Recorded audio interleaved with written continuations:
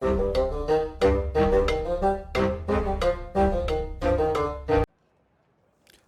and welcome to the Critically Clueless. I'm the Monk, and today we are in Empire of Sin. We're on episode 20 now of our Joseph Saltis playthrough, and of course we are on patch 1.05. This is going to be our last episode. Episode 20, officially our longest playthrough ever, and we're about to start our very last war as well. So kind of exciting times, guys. Yeah, the last war has just been started. I'm sure we're not too far away from actually finding the safe house. So hopefully we get that relatively early. That way this episode doesn't have to be terribly long. This is the last war, however. So these are going to be the very last fights in the game. So again, guys, thank you very much for watching, especially if you watched since the very first episode. I appreciate it absolutely immensely. If you guys do enjoy it watching, of course, don't forget to hit that like button, subscribe to the channel, comment your thoughts, all of that fancy jazz. We've got all the links for the channel down in the description where it comes to Facebook or Discord or whatever else. And we've got loads of links everywhere. So feel free to check that out. Now, we've taken over one. Let's go take over another. I'm going to attack the smaller ones first. There is a medium casino to attack as well. Okay. I'm going to auto-resolve. I'm not exactly sure what that's about. We just got some blue armor. Oh, it was outside here. Makes a little bit more sense. So yeah, we just got some blue armor from a random battle. Now that never happens. I don't think that's happened in any fight we've had in the entire game so far. So that's a little interesting. Also cool to see. I'm going to just pop on some meds. I think we probably had a couple of points taken off us here and there. There we go. Lovely. And let's pop in there. I kind of think that the doctor mechanic on most of the bosses that we have is also a little bit overpowered. I wouldn't be terribly surprised if that got nerfed or taken away. I think that the way the game is at the moment, healing the way it is, with them removing a passive heal, I don't know. I think maybe make it a little bit more important to have a doctor. I think that should be a thing. I think the Doctor is a little bit OP in this game. I think that ability is a little bit overpowered as well. I know that in most episodes I seem to talk about something different being overpowered or needing modified slightly. I do think we are a while away from the full working balanced game, if that makes sense. I don't think this game's balanced at the moment. But after 20 episodes, after seeing everything I've seen, I do have to admit they have come a long way since this game was originally released. I've enjoyed this playthrough, especially the beginning of this game. It's tougher. The game is a lot tougher, and I appreciate that. It's still too easy ultimately, but the game has come a very long way. In the last 6 months, and with the past 5 patches that we've had, or 5 major patches that we've had, and I'm very much looking forward to seeing what happens with these next 2 DLCs. Now, as you can see, that might have been our 3rd racket, and we've managed to discover the safe house. Now, of course, all we have to do now is attack the safe house. That is it. Now, with my Nuzlocke rules, I made sure that I had to take over every single racket before I took on a safe house, and that made the game longer. That made the game harder. The hard rackets are the large rackets, and they are genuinely hard these days. You're taking on 12 gangsters, 12 tough gangsters, no level 1s, no level 1 gangsters, no boss hiding in the corner. These are tough fights, and as you can see, I can just avoid them. I can avoid them by simply not attacking them. Obviously, they've got guards outside the street now. I'm probably going to have to attack them or risk them, attacking me. But at the end of the day, I don't have to fight those fights with those 12 guards in there. I can skip straight to the easier, and it is easier, I can skip to the easier safe house fight. So, I still think that this game has a fair bit to do to make it competitive, especially for the players that have been playing this game either from the beginning or that are just, a little bit better at these types of games. But I would very much welcome a new difficulty mode. And because I'd like this game to be a little bit more challenging. I enjoy it a lot. I mean, hell, you guys have watched me play this game 5 times now. So you can see just how much I have enjoyed this game, and I've completed it a lot more than that. I mean, I've probably completed it 5 times with Daniel Jackson alone, which is a little bit silly, but I do all of my testing with Daniel Jackson. Therefore, when it comes to weapon balances and stuff like that, or I can see good patterns and all that. Also, it's the Daniel Jackson playthroughs, because he was so overpowered with his ability. That's how I found most of the exploits and glitches that I found in the past as well. Good. Hot damn. That's right. Good. Now, I think falling in love with Diana, whoosh, gonna be interesting.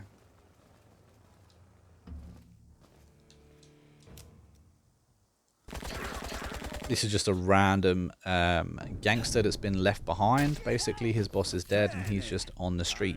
I think I've said it before, but the mobsters that are left roaming on the street, they are actually left on the street. You can run into them.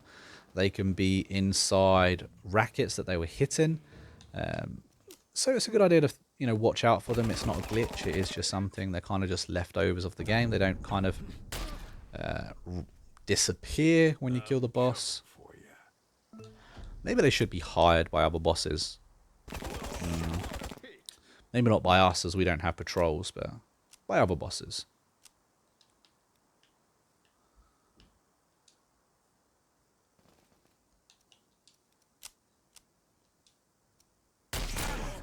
Oh, we hit all 4. Nice. Oh, where's no crit? Where's the crit? There's the crit. We didn't need the crit, but thank you.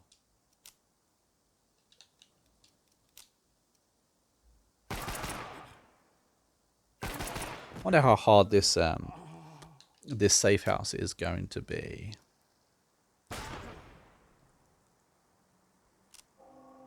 I think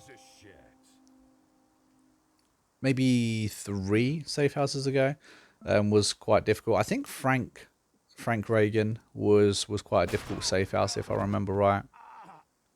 I also think the first safe house that I took over, I can't remember who that was now, but I think the first safe house I took over was probably a little bit tough as well, because I think I was a bit underpowered. I didn't have as many gangsters or the best choice gangsters.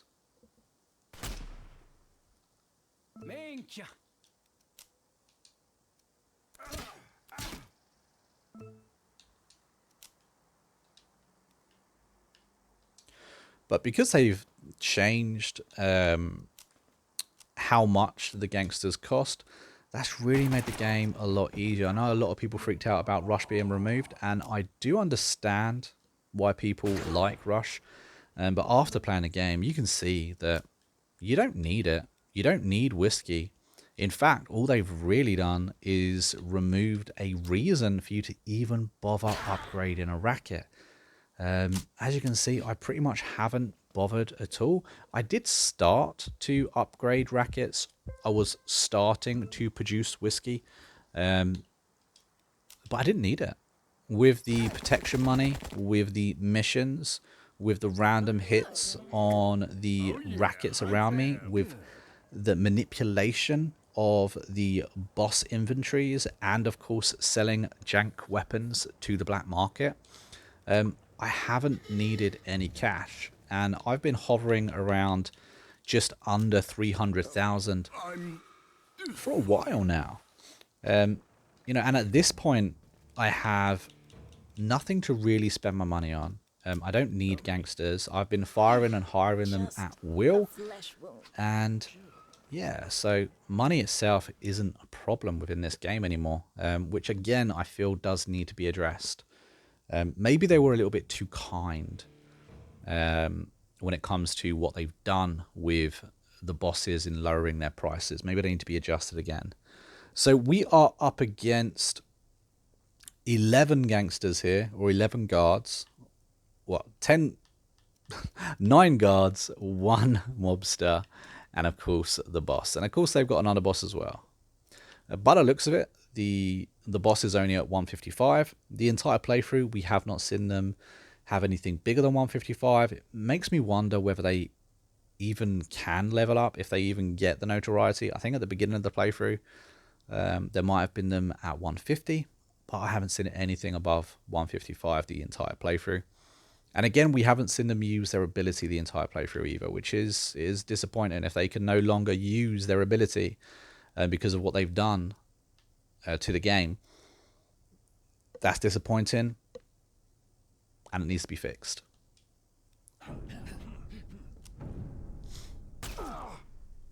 Nice. The Overwatch ability is very nice.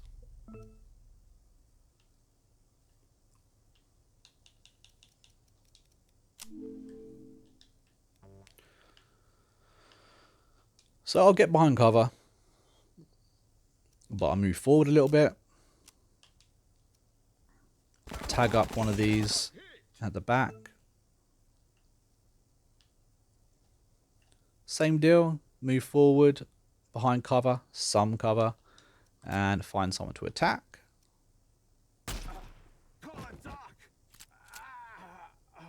Now, I should have followed my own advice a while ago. I should have tagged someone different, so that way Diana could have finished 2 people off, rather than just the one. Ooh, a waste of turns there with the Overwatch being triggered. 65% chance. I thought we were going to miss, but we did actually make a hit. And of course, don't forget her percentages on a automatic weapon like that when she's firing 3 shots is per shot.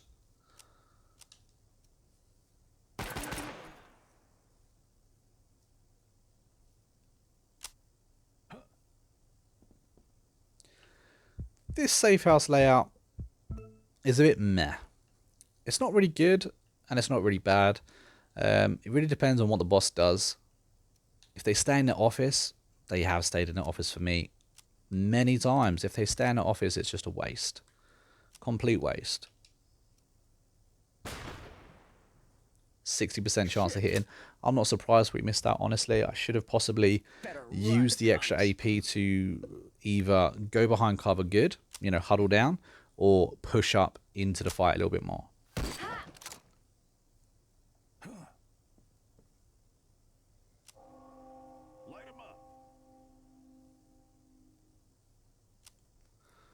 Their last turn, they did actually do something, but I don't know, not really. Bit of a waste. I have noticed that they haven't seemed to use grenades anywhere near as much as they used to. Again, I think that's a bit sad. I think that I completely understand you don't want them to throw grenades through walls, and I'm glad that that has been fixed and that no longer happens. However, we've only had a couple of grenades thrown at us at all, so I feel like they've actually been told to go easy with the grenades. I never thought I'd be one of those people saying that we need more grenades, but it did present, you know, a harder turn.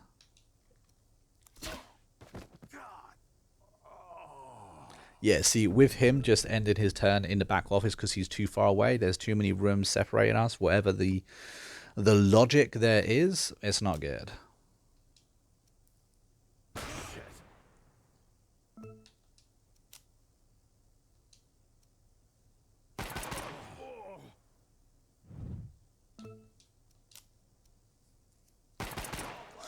Just unfortunately makes it a little bit too easy. They're just basically skipping their go, and again with the suppression, Unless it is Bruno he was suppressing, that was a wasted turn. But it's not Bruno he's suppressing, which means I can run straight up to him, knock him off or disrupt his suppression, and then whoever he suppresses is going to have a normal turn.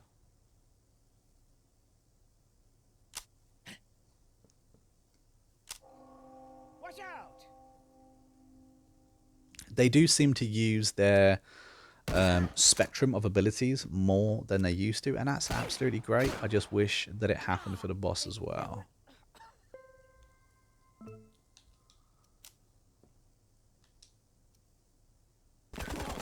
So the underboss is now bleeding.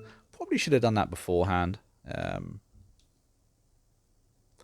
haven't really needed to move that much, however.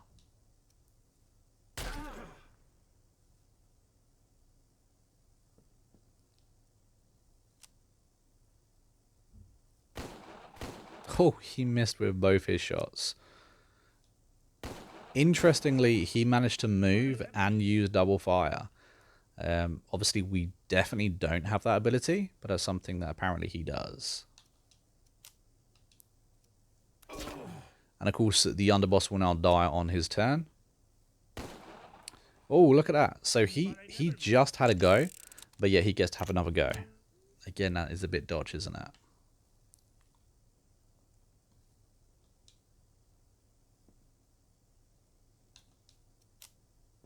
He's dead, so I don't need to worry about him. Let's go after... There we go. Nice 50 points of damage there. See if Dottie can finish him. And she does.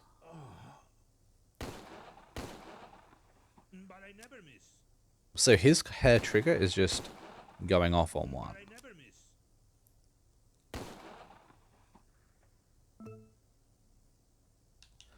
We are going to give Dottie a bandage. I'm fine. That way, it doesn't matter what happens to her. She'll be fine.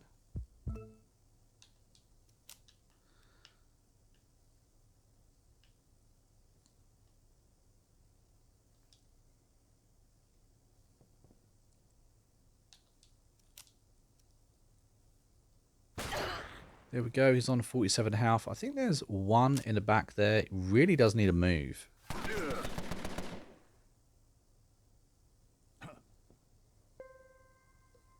He must be a level 1 guard because he was able to move and then...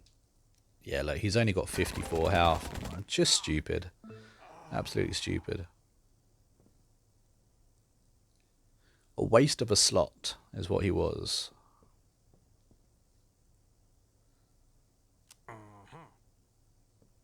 What is the dude? I mean...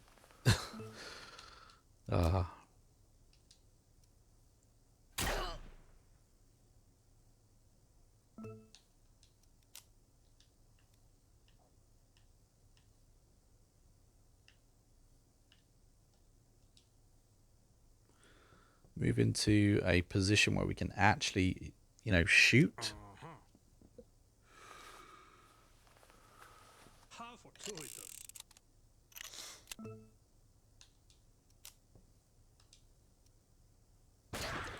I think that's the second med he's actually used, so technically he shouldn't have any more slots available to him.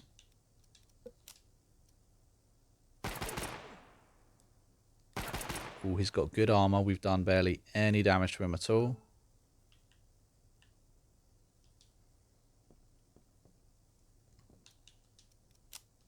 That's as good as a KO.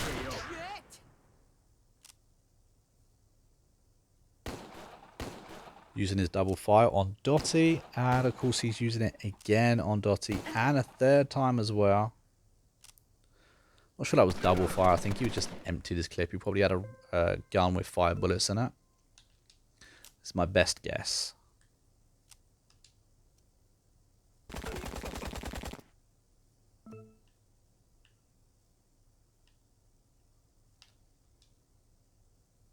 Cristiano's got some good health. He's got some good armor. Don't mind him taking a bit of damage.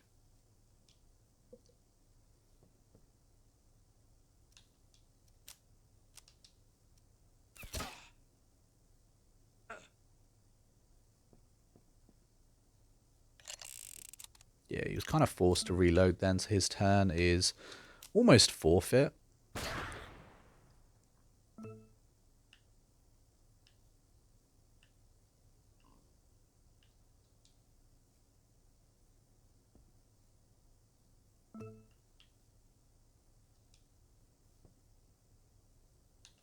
And this could do it. And it does with 56 damage.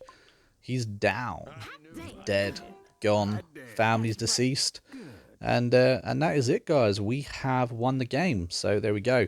Joseph Salt playthrough is done.